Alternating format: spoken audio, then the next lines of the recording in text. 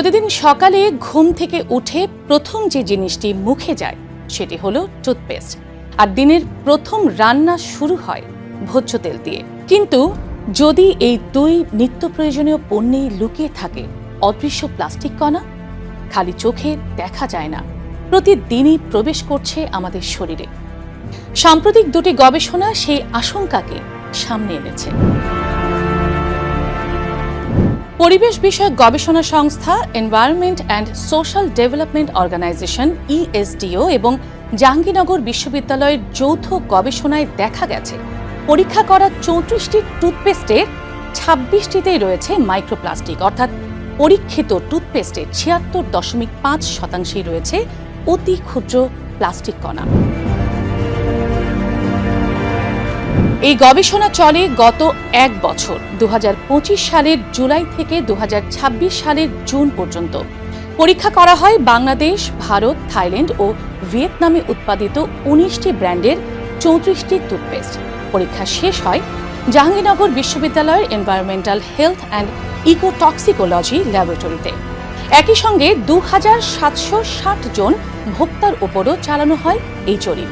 ফলাফল 76.5% নমুনায় শনাক্ত হয় মাইক্রোপ্লাস্টিক, যেখানে দেশীয় 25টির মধ্যে রয়েছে 22টি, ভারতের 5টির মধ্যে 1টি, থাইল্যান্ডের 2টির মধ্যে 1টি এবং ভিয়েতনামের 2টির মধ্যে 2টিতে। আরও উদ্বেগের বিষয় হল শিশুদের জন্য তৈরি 6টি টুথপেস্টের 4টিতে শনাক্ত হয়েছে এই ক্ষুদ্র প্লাস্টিক কণা। সেগুলো হলো কোডোমো আলট্রা শিল্ড স্ট্রবেরি, মেরিল বেবি স্ট্রবেরি, মেরিল বেবি অরেঞ্জ এবং পেপসোডেন্ট কিডস অরেঞ্জ। গবেষণার ফল প্রকাশের পর বিষয়টি নিয়ে দেশ জুড়ে আলোচনা শুরু হয়। পরে হাইকোর্টও তদন্তের নির্দেশ দেন। গবেষণায় প্রতি 100 গ্রাম টুথপেস্টে 20 থেকে 320টি পর্যন্ত মাইক্রোপ্লাস্টিক কণা শনাক্ত হয়েছে, যার মধ্যে সবচেয়ে বেশি 320টি কণা পাওয়া গেছে মেডিপ্লাস ফ্লোরাইড জেলে। এরপর ক্লোজ আপ রেড হটে 160টি, ক্লোজ আপ মেন্থল ফ্রেশে 160টি, কোডোমো আলট্রা শিল্ড স্ট্রবেরিতে 140টি, সিগন্যাল গ্রিন টিতে 120টি, পেপসোডেন্ট অ্যাডভান্স সল্টে 100টি, হিমালয় কমপ্লিট কেয়ারে 100টি এবং সেন্সোডাইন ফ্রেশ মিন্টে 80টি পাওয়া গেছে। তবে স্বস্তির খবরও রয়েছে। এই গবেষণায় কয়েকটি টুথপেস্টে শনাক্তযোগ্য মাত্রায় মাইক্রোপ্লাস্টিক পাওয়া যায়নি, যার মধ্যে রয়েছে Zen fresh, Parachute just for baby, mango, Closeup red hot zinc fresh technology, Sensodyne fresh gel, Colgate active salt, Colgate max fresh, Parodontax expert gum care এবং কোডোমো অরেঞ্জ। কিন্তু প্রশ্ন হচ্ছে, টুথপেস্টটি কি একমাত্র উৎস? উত্তর না। কয়েক মাস আগে আরেক গবেষণায় দেখা যায় খোলা সয়াবিন তেলের প্রতি গ্রামে গড়ে 65টি মাইক্রোপ্লাস্টিক কণা রয়েছে। বোতলজাত তেলেও মিলেছে প্লাস্টিকের কণা। শুধু তেল নয়, দুধ, আটা, লবণ, এমনকি বোতলজাত পানিতেও বিভিন্ন গবেষণায় মাইক্রোপ্লাস্টিকের উপস্থিতি পাওয়া গেছে। অর্থাৎ সমস্যাটি শুধু একটি টুথপেস্টের নয়, এটি আমাদের দৈনন্দিন খাদ্য ও ব্যবহার্য পণ্যের সঙ্গেও জড়িয়ে পড়ছে। 5 মিলিমিটারের কম আকারের প্লাস্টিক কণাকে বলা হয় মাইক্রোপ্লাস্টিক, যা খালি চোখে দেখা যায় না। বিশেষজ্ঞদের মতে এগুলো দীর্ঘমেয়াদে প্রদাহ সৃষ্টি করতে পারে, ক্ষতি করতে পারে পরিপাকতন্ত্র ও যকৃতে, নষ্ট করতে পারে হরমোনের ভারসাম্য, প্রভাব ফেলতে পারে রোগ প্রতিরোধ ক্ষমতায়, এমনকি প্রজনন স্বাস্থ্য ও ভ্রূণের বিকাশেও ঝুঁকি তৈরি করতে পারে। তবে বিশেষজ্ঞরা এটাও জানান, মানুষের শরীরে দীর্ঘমেয়াদে ঠিক কতটা ক্ষতি হয় তা নিয়ে গবেষণা এখনো চলছে। তাই আতঙ্ক নয়, দরকার সতর্কতা। দন্ত বিশেষজ্ঞদের মতে টুথপেস্ট থেকে প্লাস্টিক কণা শরীরে প্রবেশের পরিমাণ তুলনামূলক কম, কারণ অধিকাংশ মানুষ ব্রাশ করার পরে কুলি করে ফেলে। তবে একটি বিষয় গুরুত্বপূর্ণ, তা হলো টুথপেস্টে মাইক্রোপ্লাস্টিকের কোনো প্রয়োজনীয় ব্যবহার নেই। অর্থাৎ এটি চাইলে সহজেই বাদ দেয়া সম্ভব।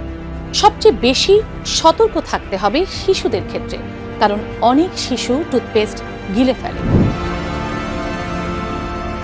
শুধু মানুষ নয়, পরিবেশও এর ক্ষতির বাইরে নয়। প্রতিদিন ব্রাশ করার পর কোটি কোটি প্লাস্টিক কণা পানির সঙ্গে নদী ও সাগরে পৌঁছে যায়। জলজ প্রাণী এগুলো খাবার ভেবে গ্রহণ করে, পরে সেই মাছই আবার মানুষের খাদ্য তালিকায় ফিরে আসে। এভাবেই তৈরি হয় এক অদৃশ্য বিষচক্র। গবেষণার ফলাফল প্রকাশের পর সংশ্লিষ্ট প্রতিষ্ঠানগুলোর সঙ্গে যোগাযোগ করা হয়। ইউনিলিভার জানিয়েছে তাদের সব পণ্য আন্তর্জাতিক মান ও স্থানীয় নিয়ম মেনেই তৈরি হয়। এক্ষেত্রে গবেষণার পদ্ধতি ও ফলাফল সম্পর্কে আরও তথ্য চাওয়া হয়েছে প্রতিষ্ঠানটির কাছে। আর স্কয়ার টয়লেট্রিজ বলছে তাদের পণ্যে এ ধরনের উপাদান থাকার কথা নয়, তারা নিজস্ব ও তৃতীয় পক্ষের মাধ্যমে পরীক্ষা করছে। এছাড়া অন্য একটি প্রতিষ্ঠানের বক্তব্য পাওয়ার চেষ্টা করা হলেও এখন পর্যন্ত কোনো আনুষ্ঠানিক প্রতিক্রিয়া পাওয়া যায়নি। বিএসটিআই বলছে বর্তমান মানদণ্ডে টুথপেস্টে মাইক্রোপ্লাস্টিকের কোনো অনুমোদন নেই। বিষয়টি বিবেচনায় নিয়ে প্রয়োজন হলে আইন এবং এসআরও সংশোধনের উদ্যোগ নেওয়া হবে। অন্যদিকে গবেষকরা বলছেন বাংলাদেশে এখনও টুথপেস্টে মাইক্রোপ্লাস্টিকের নির্দিষ্ট সীমা বা আলাদা বিধিমালা নেই। এদিকে ইউএসডিওর সুপারিশ হল টুথপেস্টে মাইক্রোপ্লাস্টিকের ব্যবহার পর্যায়ক্রমে নিষিদ্ধ করা, বিজ্ঞানভিত্তিক জাতীয় মানদণ্ড তৈরি করা, নিয়মিত বাজার তদারকি জোরদার করা, লেবেলে সব উপাদান বাধ্যতামূলকভাবে উল্লেখ করা এবং নিরাপদ ও পরিবেশ বান্ধব বিকল্প উপাদান ব্যবহারে প্রতিষ্ঠানগুলোকে উৎসাহিত করা। গবেষণায় অংশ নেওয়া ভোক্তাদের মধ্যে 41.9% কখনোই মাইক্রোপ্লাস্টিক সম্পর্কে শোনেননি, আর 31.3% নাম শুনলেও এর ঝুঁকি সম্পর্কে কিছুই জানেন না। মাত্র 26.9% ভোক্তা এ বিষয়ে সচেতন।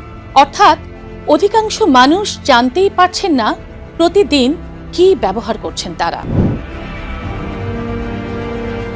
একটি টুথপেস্ট, মাত্র 2 মিনিটের একটি অভ্যাস, আর প্রতিদিনের রান্নায় কয়েক চামচ তেল, এই দুটি জিনিসই যদি অজান্তে প্লাস্টিকের কণা বহন করে, তাহলে এটি শুধু ভোক্তা অধিকার বা জনস্বাস্থ্যের প্রশ্ন নয়, এটি নিরাপদ উৎপাদন, মান নিয়ন্ত্রণ এবং জবাবদিহিরও প্রশ্ন। ইএসডিও এবং জাহাঙ্গীরনগর বিশ্ববিদ্যালয়ের গবেষণা অন্তত একটি বিষয় স্পষ্ট করেছে, যেখানে মাইক্রোপ্লাস্টিক ছাড়াই টুথপেস্ট তৈরি করা সম্ভব, সেখানে অপ্রয়োজনীয়ভাবে এর ব্যবহার নিয়ে প্রশ্ন থাকবে। প্রতিদিন আমরা যা ব্যবহার করি, যা খাই, তা কতটা নিরাপদ? এই প্রশ্নের উত্তর খুঁজে বের করাই এখন সময়ের দাবি। আপনাদের সঙ্গে ছিলাম চন্দ্রা বিশ্বাস ববি। আবারও ফিরব নতুন কোনো অনুসন্ধান নিয়ে। ততক্ষণ পর্যন্ত সময়ের সঙ্গেই থাকুন।